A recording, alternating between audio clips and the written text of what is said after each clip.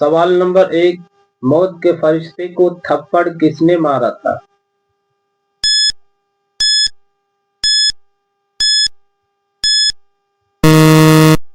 اس کا صحیح جواب ہے موت کے فرشتے یعنی حضرت اسرائیل علیہ السلام کو تھپڑ حضرت موسیٰ علیہ السلام نے مارا تھا۔ یہ واقعہ صحیح بخاری میں 1339 نمبر حدیث میں موجود ہے کہ اللہ کے رسول صلی اللہ تعالی علیہ وسلم نے فرمایا کہ جب ملک الموت یعنی حضرت اسرائیل علیہ السلام انسان کے شکل میں حضرت موسیٰ علیہ السلام کے پاس آئے تو انہوں نے کہا کہ میں موت کا فرشتہ ہوں اور آپ کی روح قبض کرنے آیا ہوں۔ اب حضرت موسیٰ علیہ السلام جو کہ سب سے زیادہ جلال والے پیغمبر ہیں جو کہ غصہ آ گیا، انہوں نے ایک زوردار تھپڑ مارا جس کی وجہ سے موت کے فرشتے کی ایک آنکھ باہر آ گئی۔ فرشتے اللہ کے حکم کے محتاج ہوتے ہیں، وہ اپنی طرف سے کچھ بھی نہیں کر سکتے۔ تو حضرت اسرائیل علیہ السلام اللہ کے پاس گئے اور اللہ سے فرمایا، اللہ تو نے مجھے کس شخص کے پاس بھیجا جو کہ مرنے کو پسند نہیں کرتا؟ اللہ نے موت کے فرشتوں کو آنکھ واپس فرما دی اور ارشاد فرمایا، واپس جا اور حضرت موسیٰ علیہ السلام سے فرمانا کہ آپ بیل کے پیٹھ پر ہاتھ پھیرے، جتنے بال آپ کے ہاتھ میں آئیں گے تو ہر ایک بال کے بدلے 1 سال کی عمر بڑھا دی جائے گی۔ جب حضرت اسرائیل علیہ السلام کی یہ پیغام موسیٰ علیہ السلام تک پہنچایا تو حضرت موسیٰ علیہ السلام نے فرمایا کہ یا اللہ پھر اس کے بعد کیا ہوگا؟ اللہ کا ارشاد ہوا، موت پھر بھی آنی ہے، کل نفس ذائقۃ الموت، ہر جاندار کو موت کا مزہ چکھنا ہے۔ ملک الموت علیہ السلام نے اللہ سے فرمایا کہ پھر بھی موت آنی ہے۔ موسیٰ علیہ السلام نے اللہ سے فرمایا، حضرت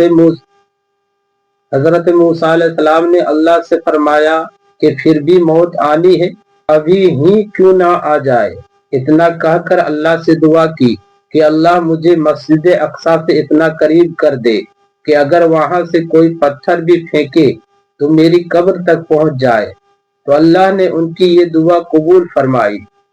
جب اللہ کے رسول یہ واقعہ صحابہ سے بیان کر رہے تھے تو آخر میں کہا کہ اگر میں وہاں ہوتا تو تمہیں موسیٰ علیہ السلام کی قبر دکھاتا جو کہ ایک لال ٹیلے کے پاس موجود ہے۔ ابو داؤد میں 1531 نمبر حدیث ہے،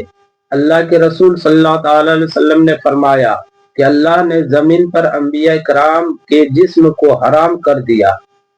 یعنی قبر کی مٹی انبیاء کے جسم کو کھا نہیں سکتی، یعنی کہ جیسا جسم ان کا دنیا میں ہوتا ہے ویسا ہی قبر میں آج بھی موجود ہے۔ اور کچھ علماء کے نزدیک شہید کی بھی یہی فضیلت ہے، اور بے شک تمام نبی اور رسول اپنی قبروں میں زندہ ہے،